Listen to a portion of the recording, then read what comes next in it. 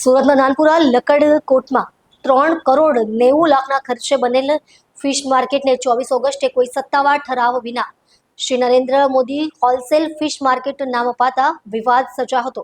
વિરોધ બાદ 25 ઓગસ્ટે નામનું બોર્ડ સફેદ કવરથી ઢાંકી દેવામાં આવ્યું હતું. આ મુદ્દે AIMIM વડા અને હૈદરાબાદના સાંસદ અસરુદ્દીન ઓવૈસીએ સરકાર પર કટાક્ષ કરતા કહ્યું કે માછલી ખાવાની ના પાડી છે અને કરોડોના ખર્ચે ફિશ માર્કેટ બને તો તેનું નામ નરેન્દ્ર મોદી ફિશ માર્કેટ રાખે છે.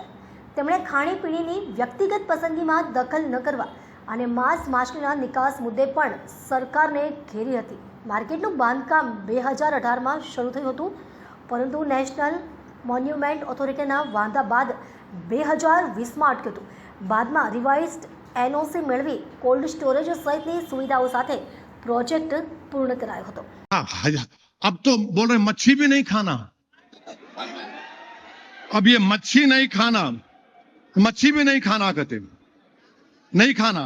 मगर सूरत में, गुजरात में एक मच्छी की मार्केट बनी. ये कुदरत का निजाम देखो आप.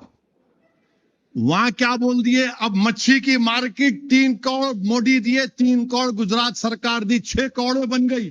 मार्केट वालों ने बोल दिया इस मार्केट का नाम हम नरेंद्र मोदी मच्छी मार्केट. नहीं, हंसने के लिए नहीं, सही है ये.